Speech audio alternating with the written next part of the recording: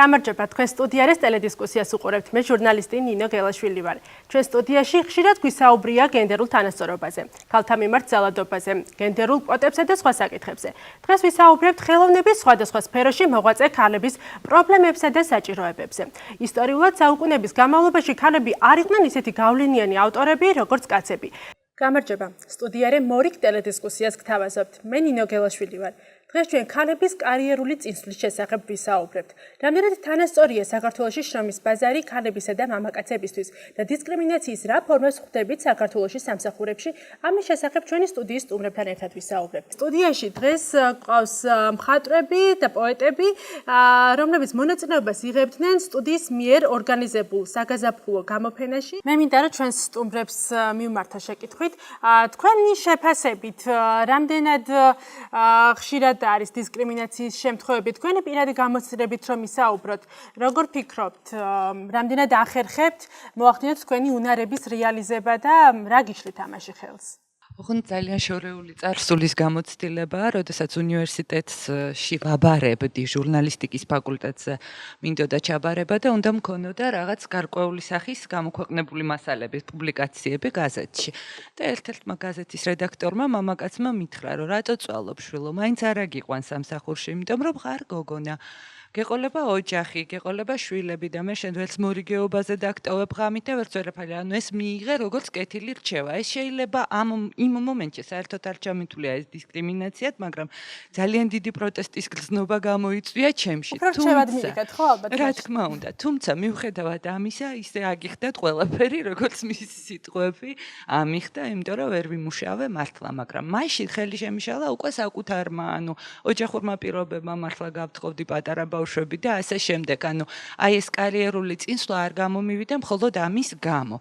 და ის რომ მე სხვა დროს თქვათ, ვინმეს ხელი შეეშალა ჩემთვის, ან მივსულიყავი რომელიმე ხელმძღვანელთან და ასე შემდეგ. და მას რაღაც წინააღმდეგობა გაეწია და ეთქვა, რომ იცი რა მე მამაკაცი მჭირდება ამ თანამდებობაზე, ან ამ პოზიციაზე და ასე შემდეგ, ასეთი რამ რა თქმა უნდა არ ყოფილა. თუმცა აი სხვადასხვა ხელისშემშლელი ფაქტორები მაინც არსებობს ჩვენს რეალობაში და თუნდაც იგივე ტრადიციიდან გამომდინარე, რომელიც მერე ალბათ აი ეხლა უკვე ნამდვილად მგონია, რომ ახალგაზრდებში ასეთი პრობლემები შედარებით ნაკლებია. მადლობა. სხვას თუ სურს რომ გაგვიზიაროს გამოცდილება? მოგესალმებით და მე გეტყვით, რომ არასდროს არ მქონია ეს მომენტი, რომ ვარ ქალი და ვერ ვიმუშავ, იმიტომ რომ ვარ მუსიკოსი და ჩვენთან ასეთი მომენტი არ არსებობს, რომ მუსიკოსი შეიძლება იყოს მხოლოდ ქალი, ან მხოლოდ მამაკაცი. არიან ქალი მუსიკოსებიც და მამაკაცებიც. ანუ აქ არასდროს არ დარღვეულა ეს ბალანსი. ყოველთვის ქალსაც შეუძლია იყოს მუსიკოსი და მამაკაცსაც შეუძლია იყოს მუსიკოსი და არ გქონია ესეთი შეხება. და მე კიდე ვიტყვი, რომ თუ იბრძოლებ, ქალიც მიაღწევს ყველაფერს, მთავარია იყოს ძლიერი ქალი. მეტი არაფერი. დიდი მადლობა. სხვას თუ სურს კიდევ აზრის გამოთქმა? მოგესალმებით, მადლობა მოწვევისთვის სტუდიაში. ჩემ შემთხვევაში ნამდვილად არ ყოფილა. ნუ ჩემი ისტორია ის არის, რომ დავამთავრე უნივერსიტეტის ჟურნალისტიკის ფაკულტეტი, ზუსტად აი 90-იანი წლები იყო. ძალიან მძიმე ქვეყნისთვის სოციალური, ეკონომიკური, პოლიტიკური ვითარება. იმ მომენტში შევქმნე ოჯახი, შვილები, რაღაც აი არც მიფიქრია მართალი გითხრათ, აი ესეთ რამეს არ შევხვედრი ვარ და პრინციპში ის აი მთელი ჩემი შესაძლებლობა, მთელი ჩემი აი ფიზიკური, ემოციური, ინტელექტუალური, აი რაც კი გამაჩნდა, ყველაფერი ჩავდე ამ ჩემი შვილების აღზრდაში და მე ვთვლი, რომ თუნდაც აი იმ სფეროში, სადაც სფეროს ისე პირობითად დავარქმევ ოჯახს, იქაც ალბათ შევდექი როგორც დედა, დიასახლისი დაუშვათ, იმიტომ რომ მე ვთვლი, რომ ქვეყანას რა ვიცი, აი გაუზარდე შვილები, საკმაოდ ისე წარმატებულები კარგი და მე ვთვლი ასევე, რომ შეიძლება რაღაცა შენი ეს ვერ განახორციელო რაღაც საზოგადოებრივ სფეროში, საზოგადოებრივ ასპარეზზე, დიახ, მაგრამ აი მაინც კმაყოფილი იყო იმ შენი განვლილი ცხოვრებით და თუ კი კმაყოფილება არსებობს, რა ვიცი, ალბათ წარმატებულიც ხარ და რაღაცა რეალიზებულიც, მაგრამ დადგა ასევე ჩემ ცხოვრებაში ის ეტაპი, როცა ეს ჩემი შვილები გაიზარდნენ, რაღაცა ეხა სხვა ფაზაში გადავიდა ეს ყველაფერი და რა ვიცი, ვთვლი რომ აი ამ მომენტში რაღაც ქვეცნობიერად გაიხსნა რაღაც აი ჩემში რაღაც ახალი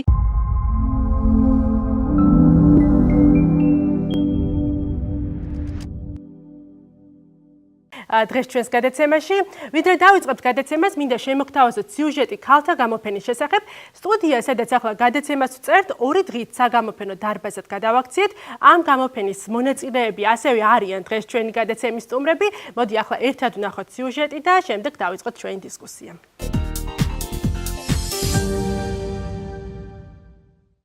დიდი დამსახურებაა ჩვენი ავტორების 16-17 მარტს სტუდიარეს სადისკუსიო სივრცე საგამოფენო დარბაზად გადაიქცა. საგაზაფხულო გამოფენამ სახელწოდებით მარტი 21 შემოქმედი ქალი გააერთიანა. გამოფენაზე წარმოდგენილი იყო ფერწერა, ორნამენტული გრაფიკა, რელიეფური ნაქარგი, ფარდაგი, გობელენი, ფოტო, მხატვრობა მინაზე, ხელნაკეთი ნივთები, თოჯინები, სამკაული. მე უკვე მეორე დღებულობ მონაწილეობას, პირველად ეს 2016 წელს 9 მარტს, ეხლაც მარტში გაიმართა და ძალიან მიხარია, რომ კიდე მეტი ავტორი შემოემატა ამას და უფრო მნიშვნელოვანი გამოფენა ვიდრე იყო 2 წლის უკან. და დამწყებებს რა მინდა მუშაობა, ბევრი ხატვა და ბევრი შრომა და ახალი იდეები. გასთავარია. შარშან წინაც იყო მსგავსი ტიპის გამოფენა და მე ვთვლი, ჩემთვის ეხა ეს რაღაცა ტრამპლინია კიდე და ბევრი დიდი სტიმულიცაა, რა თქმა უნდა. დღეს იყვნენ დამწყები მხატვრები, ახალგაზრდები, უსურვებთ დიდ წარმატებას და სწორედ აი ეს დღევანდელი დღე იყო ტრამპლინი მათ შემოქმედებაში. ულამაზესი დღე იყო და რა ვიცი, წარმატება ყველა თვითონ შემოქმედს. ხელნაკეთი თოჯინებით არ არის დიდი ხანი რაც დავკავდი, დაახლოებით 1 წლის წინ იყო, ესეც ჩემმა მეგობარმა მაჩუქა რაღაც თოჯინა და გადავწყვიტე იმის მერე გამეკეთებინა. ეს არის იაპონური მიმდინარეობა ამიგურუმი. ეს არის ყაისნაღით ნაქსოვი თოჯინები. ძალიან ხალისობ, ძალიან მიყვარს და ძალიან მომწონს. წახურების შინდისა თუ ინდიგოს ფერებს შეაფერადები გალვივით დაგრეხილ ძაფებს და დასაწყვეტად როგორც გრძნობებს ვერ გაიმეტენ. ხის საჩეჩელზე, მატყლთან ერთად ფიქრებსაც ჩეჩავ, ვინც ის იქნებ გაგიკაცოს ნისლმა წყაროდან, როგორც გამოფენის გახსნაზე ხელოვანმა ქალებმა აუდიტორიას საკუთარი ლექსები წაუკითხეს. მეგონა სხვა მდინარეებისთვის უნდა მესმინა. მდინარე მე ვყოფილ ვარ. მეგონა უნდა ჩამომждარიყავი მდინარის პირას, საკინძე გადამეხსნა, ხელები წყლისთვის მიმეცა. მდინარე მე ვყოფილ ვარ. საწავიღო ხელები, რომელ წყალს მივცემ, რომელ ტალღებს. არაჩვეულებრივი გამოფენაა ეს, თოჯინებმა ძალიან მომხიბლეს, არაჩვეულებრივი დეკორატიული ნამუშევრები, სამკაულები, ფერწერაზე აღარ ვლაპარაკობ არაფერს. პოეტები არაჩვეულებრივი ლექსებით გამოვიდნენ და მოკლედ მივესალმები ესეთ ღონისძიებას და ვლოცავ ორგანიზატორებს. აქ არიან შერეული მხატვრები, პროფესიონალებიც, არაპროფესიონალებიც და უნდა გითხრათ, რომ მართლაც ძალიან შთამბეჭდავია. მე მომწონს, როცა ყველა მხატვარს აქვს ძალიან ინდივიდუალური დამახასიათებელი სახე, ამ ნახატებს რო ათვალიერებ და ყველა რაღაცნაირად გამორჩეულია. ამიტომ მომეწონა ძალიან. Baby keep smiling. You know the sun is shining. გამოფენის ფარგლებში მოეწყო ქართული მხატვრული ფილმის Keep Smiling, ანუ გაიღიმეთ ჩვენება. ჩვენების შემდეგ გაიმართა დისკუსია, რომელშიც ფილმის რეჟისორმა რუსუდან ჭყონიამ მიიღო მონაწილეობა. ვიღაცები რუსებს ძალიან მოწონს ეს თვითონ ფიქრი რა. სტუდიარემ საგაზაფხულო გამოფენა მარტს უკვე მეორედ უმასპინძლა. გამოფენის მიზანი ხელოვანი ქალების ხელშეწყობაა.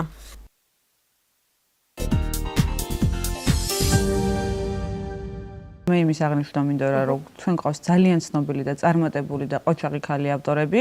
მე გამიჭირდება იმაზე ლაპარაკი იმ წელში რამდენი ქალი ვერ გამოხატავს თავის სათქმელს სხვადასხვა სოციალური პრობლემების გამო, რაოდენობა მე ამის ხელში არ მიჭირავს, თუმცა ზოგადად შემიძლია ვისაუბრო იმით, რომ საქართველოში გენდერული დისბალანსით, არათანასწორობით, საქმეებით არასწორი განაწილებით და ქალების ზედმეტი პასუხისმგებლობით ოჯახში და ამის კვლევად შემიძლია ვისაუბროთ, რომ მარტო წერლობაში ეს არ არის, ყველა სპეციალობაში, მედიცინაში, ეკონომიკაში, პოლიტიკაში ყველგან მსგავსი პრობლემაა. ძალიან დიდი შესაბამისად რიცხვებზე ვერ ვილაპარაკებ. მადლობა, აი რა უჯდებათ ქალებს აი ეს წარმატება, ამაზე შეგვიძლია ცოტა მოგვიანებით ვისაუბროთ. იქამდე ქალბატონ რუსტენ, თქვენ მინდა რომ გკითხათ, თქვენი პირველი ფილმი Keep Smiling, ანუ გაიღიმეთ, ეხება ზუსტად ქალების თემას. თქვენ თავადაც როდესაც დაიწყეთ მუშაობა, რა სირთულეებს შეხვდით ახალგაზრდა ქალი, რომელიც აპირებდა რომ გადაიღო ქალებზე ფილმი, როგორ მოიპოვეთ ნდობა, იყო თუ არა თქვენთვის თქვენი სქესი ბარიერი? არასოდეს არ მიფიქრე, რომ ჩემი სქესი ჩემთვის შეიძლებოდა ბარიერი ყოფილიყო და უარები, რომლებსაც ვიღებდი, არ მიმიღია და არ მიფიქრია, რომ ეს შეიძლებოდა ყოფილიყო განპირობებული ჩემი სქესით. თუმცა ეხლა, როდესაც დრო გავიდა, ვფიქრობ, რომ ეს ესეთი საკუთარ თავში დარწმუნებულობა და იმაში, რომ არავინ არასოდეს წინასწარ განწყობით არ იქნება განწყობილი შენს მიმართ, რადგან შენ ხარ ქალი ავტორი, არ იყო მთლად სწორი. მე მინდა რომ ახლა ვკითხო გამოფენის მონაწილეებს. ჩვენმა სტუდიამ უკვე მეორედ გაუწია ამ ღონისძიებას ორგანიზება. ჩვენი მიზანი არის რომ სიუჟეტშიც იყო აღნიშნული, რომ ხელი შევუწყოთ ქალებს, იმ ქალებს, რომლებსაც შესაძლოა არ აქვთ სხვა საგამოფენო დარბაზებთან წვდომა, ან აქვთ, მაგრამ კიდევ დამატებით საშუალება მიეცემათ ჩვენი სტუდიის სახით. თუ შეიძლება რომ გაგვიზიაროთ თქვენი გამოცდილება, თქვენ როგორ ახერხებთ თქვენი უნარების რეალიზებას, ხარ თუ არა თქვენი მიღწეული შედეგებით კმაყოფილი და თქვენი სქესი ახდენს თუ არა გავლენას თქვენ საქმიანობაზე. თუნდაც დრო, რომელიც მიაქვს საოჯახო საქმეებს. ქალბატონი მაია, ასევე მუსიკოსიც ბრძანდება და საინტერესო იქნება ამ მიმართულებითაც რომ გითხრათ. ანუ ხელოვნების ორი სფეროს წარმომადგენელი ხართ ერთდროულად. რა შემიძლია ვთქვა გენდერული ბალანსის თაობაზე. არასდროს არ მიგრძნია, რომ მე ვთქვათ მამაკაცზე ნაკლები მონაცემები მაქვს, ან სადმე ვთქვათ ჩემი ხელოვნება დაბლოკილიყო იმის გამო, რომ მე ვარ ქალბატონი. პირიქით მე მგონია სიამოვნებით ღებულობენ ქალი ხელოვანის შემოქმედებას. მე როგორც მუსიკოსიც გეტყვით აგრეთვე ბევრჯერ დამიკრავს სხვადასხვა კლუბებში და არანაკლები კონკურენცია გამიწევია ცნობილი ჯაზმენებისთვისაც მართალი გითხრათ და დიდი მოწონებითაც ჩატარებულა ეს ჩემი პატარა კონცერტები. თუ ახერხებთ გამოფენებში მონაწილეობას, სხვა მონაწილეებსაც თუ ეკნებათ სურვილი რომ გაგვიზიარონ, რა სირთულეებთან არის საქართველოში დაკავშირებული გამოფენის მოწყობა? ხა ალბათ არ აქვს სქესის მნიშვნელობა ზოგადად მხატვრისთვის. მე ვერ გეტყვით ცნობილი საგამოფენო გალერეების თაობაზე, მაგრამ მე შემიძლია ჩემ მაგალითზე გითხრათ, მე წარმოშობით ვარ ჩოხატაური და მხოლოდ 14 წელი ვიცხოვრე და იმის შემდეგ ცხოვრობ დედაქალაქში და როცა ნახეს ჩემი ნამუშევრები ჩოხატაურის სახლში, თვითონ შემომთავაზა გალერეამ გამოფენის ჩატარების თაობაზე და მე რა თქმა უნდა დავეთანხმე, იმიტომ რომ ეს იყო ძალიან დიდი არ ვიცი სიხარული ჩემთვის, რომ ჩემი რაიონი ცდილობს რომ რაღაც ნახოს ჩემი პატარა შემოქმედება. ძალიან დიდი მადლობა. ძალიან მნიშვნელოვანი რამეა, როცა შევეხეთ იმ თემას, რომ ქალისთვის დროის მენეჯმენტის ფაქტორი არის ძალიან მნიშვნელოვანი, დროის განაწილების. იმიტომ რომ თუნდაც პასუხისგებლობა ხო, თუნდაც ოჯახში მეტი პასუხისგებლობა ქალს შესაბამისად მისთვის თუ კი ვისაუბრებთ შემოქმედებით პროფესიაზე და არა ისეთ პროფესიაზე, როცა სამსახურში მიდის ადამიანი და თქვათ ოჯახმა იცის, რომ ეს ადამიანი 10-დან 6-მდე იქ არის და არ ეხებიან. თუ თქვათ რაღაცნაირად აი სახლის სივრცეში აქ ინტეგრირებული ეს თავის შემოქმედებითი პროცესი, ხო, ძალიან რთულია რომ გამონახოს დრო, რომ ჩაიძიროს ამ თავის შემოქმედებით საქმიანობაში, იმიტომ რომ მუდმივად პარალელურად აქვს რაღაცა ვალდებულებები, რაც თითქოს წინა პლანზე იწევს. რამდენად კომერციულია მხატვრობა საქართველოში? ამას სამწუხაროდ ვერ გეტყვით, იმიტომ რომ მე ახალი ჩამოსული ვარ გერმანიიდან და ჯერ 6 თვეა რაც ადაპტაციის პერიოდს გავდივარ. თუმცა დაინტერესება დიდია და მე ადრეს მქონდა საქართველოში გამოფენები, გაიყიდა რამოდენიმე ნამუშევარი ჩემი გერმანიაშიც და ეხლა რა თქმა უნდა გამოფენებს ძალიან დიდი მნიშვნელობა აქვს ცნობადობის ამაღლების თვალსაზრისით საზოგადოებამ უნდა გაიცნოს მხატვარი და რა თქმა უნდა გემოვნებაზეცაა დამოკიდებული. ქალების დისკრიმინაციის მაგალითებით სავსეა ისტორია ხა ძალიან შორს წაგვიყვანს. ნამდვილად. ძალიან დიდი მადლობა.